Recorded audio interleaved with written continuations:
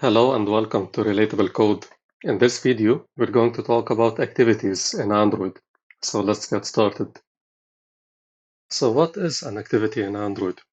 You can think of an activity in Android as a single screen in your application. It's like a standalone unit that can contain components such as your buttons, your images, or your texts, and it's also where you should handle your user interactions, such as clicking or swiping, for example. Okay?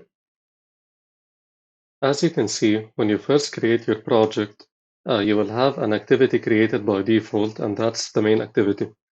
Okay, when you click on this button at the top left right here, you can find this main activity in your hierarchy.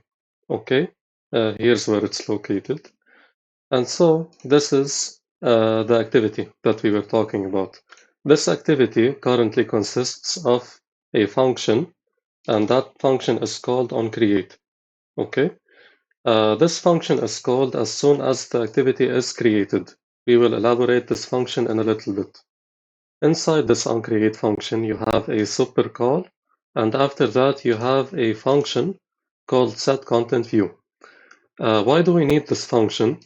We need this function so that we can bind our XML file to our Kotlin file, which is our main activity. Okay, that basically says that this is the design that we will work with. Okay, I currently have it at split. You can check out the design standalone like that. This is the design of the main activity that we're working with, and we can link it to our Kotlin code through this function. Okay, this function is called setContentView, and it takes as a parameter the layout file itself. Okay, so what is R? R stands for resource, which is this resource. Okay, so we have r.layout. So now we're inside this folder, and we have activity underscore main, which is the name of our XML file.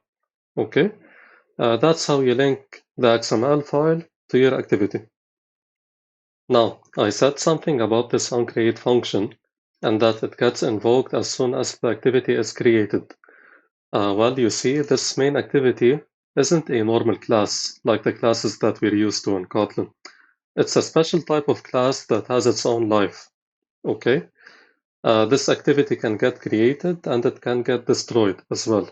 And throughout this life, it goes through something called the activity lifecycle. Okay, and this lifecycle starts with a method called onCreate. This method is called as soon as the activity is first created. Okay, after the onCreate, you have another method called onStart. And this method is called as soon as you can see the activity on your phone. Okay. After onStart, you have another method that's called onResume. At this state, the activity is loaded and you can now handle the user interactions that happens in this activity. Okay. So inside the onCreate, you basically initialize the variables that you need. Inside the onStart, you will just handle some logic when the screen is first displayed. And inside the onResume, you will handle basically all the user interactions that involve clicking or swiping or any other interaction that you have in your application. And that's basically the three methods that the activity goes through as it gets loaded into the screen. You also have other methods that get called when this activity gets disturbed. Okay, and I'll show you what I mean by disturbed in a bit. After the onResume, you have onPause. Okay, this happens as soon as something obstructs your activity. Okay, so imagine you're in an application and someone suddenly calls you. Okay, when someone calls you, you have like a small user interface that pops up above your application, which says you can either accept or decline that call. That pop-up basically obstructs the current activity because it hides anything that's behind it. Okay, and that's where the onPause gets called. After the onPause, you have onStop. So when is the onStop called? The onStop is called when this activity now is in the background. Okay, I'll simulate these methods so that you can see what basically happens with each one of them, so don't worry about that. And I'll show you what I mean by background in a little bit. After this onStop method, when the activity is finally ready to be cleared, the onDestroy method is called. Okay. You also have another callback that's called onRestart. So let's add some logs to these methods so that I can show you when each one of them gets called.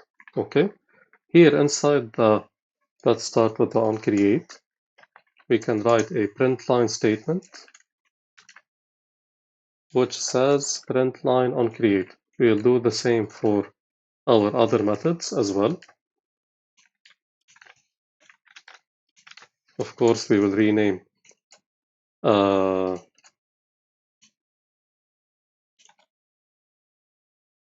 string inside each one of these print line statements. For onStart, onResume, onPause, onStop, onDestroy, and onRestart. You don't have to actually memorize these methods, but you have to understand how they work. Okay? Let's run our application. You should see at the top an emulator. If you don't have one here, you should create an emulator. You create an emulator with your device manager. Okay, so you click on create device over here and you choose the settings that you want for your emulator. Okay, I would normally go for Pixel 4. You would choose your Android version here. Currently I have Tiramisu, which is Android version 33. You click on next. You name your physical device or virtual device in this case, and you click on finish at the end. Okay, when you choose an Android version, if you don't currently have it, you have to download it. And this is not a small download. Okay, this is over 1 gigabyte of data, just to let you know. So let's run our application. We can do that here at the top with this icon. You might see a play icon here, similar to the one that we just saw right now. And this is our application. Okay, that's our emulator. If I open my logcat, I want to show you how you can filter out this logcat. Okay, this logcat contains basically many events that are happening in your application. So we just want to filter out these events inside the print line statements. So here you write tag column system.out. Okay, because println is like saying system.out.println. And as you can see here in your logcat, 3 methods got called when we launched our application. Those are the onCreate, the onStart, and the onResume. Okay, these are the 3 methods that I told you will get called when your activity is getting loaded, basically. Okay, well, what about the rest with respect to onPause, onStop, onDestroy, and onRestart?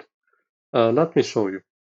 For example, in my application, if I try to press on this home button, check down below that we have onPause and onStop. Why did this happen? OnPause was called because our activity was basically obscured, if you want. And not just that, our activity was also in the background. We can no longer see that. And as soon as our activity entered the background, the onStop method was called. Okay, now if I try to launch my activity again or just resume my application, I can do that when I click on this button and this one as well. As you can see down below, the onRestart method was called, and it gets called when you basically restart your application, like what just happened now. It's most often called when you switch between applications. Okay. After the onRestart, our activity was displayed again on the screen. And for that to happen, it will have to go again through the onStart method and the onResume method, as you can see down below. So the onCreate method only gets invoked once, and that's when the activity is first created. Okay, the onStart method gets invoked when you can see the UI, and the onResume method gets invoked when you can now interact with the UI. Okay, when something obscures your activity, the onPause method gets called. When your activity is now in the background, the onStop gets called right here. And if you want to resume your activity or switch between applications and return to your application, the onRestart method gets called. Okay, well, what about the onDestroy method? I cleared my logcat so that you can see what happens here. So if I click on home, this happens. If I resume my application like this, these methods get called. And if I swipe away my whole application, as you can see, the onDestroy gets called. Okay, because the activity is no longer there, so it has to be cleared. And when it has to be cleared, this callback will get invoked. Okay, you can call these methods without actually writing each one of them. For example, if I delete the onStart method, I can click on Ctrl O, just like that. And in here, I can write onStart. Okay, and we will see multiple onStart methods or methods that contain onStart. Just use your arrow down key like that so that you can navigate faster. And this is the onStart method that we want. Okay, you can double click on that like this. And here you have your onStart method. And if you notice, when you first override any one of these callbacks or functions, if you want, you can see this is grayed out. Okay, why is this grayed out? Because we're basically overriding nothing here. And if I hover over it, I get redundant overriding method because onStart really doesn't override anything.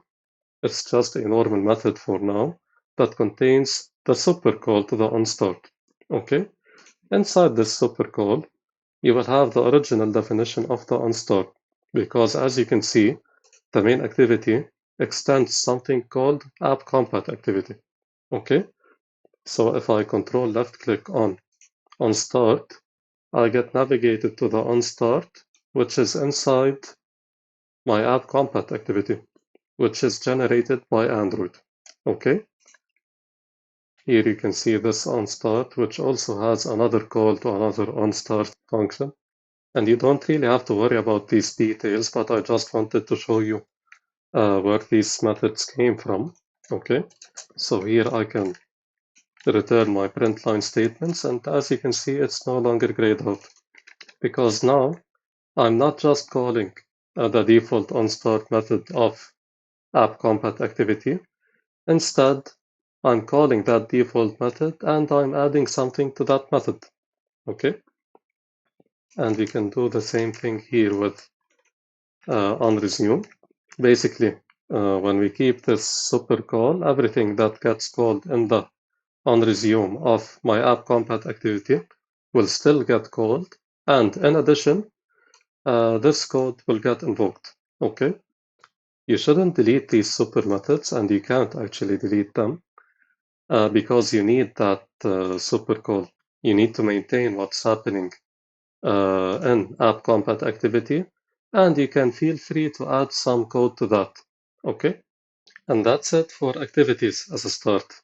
If you like my type of content and you find it to be relatable, please don't forget to leave a like and subscribe for future content, and I'll see you in the next video.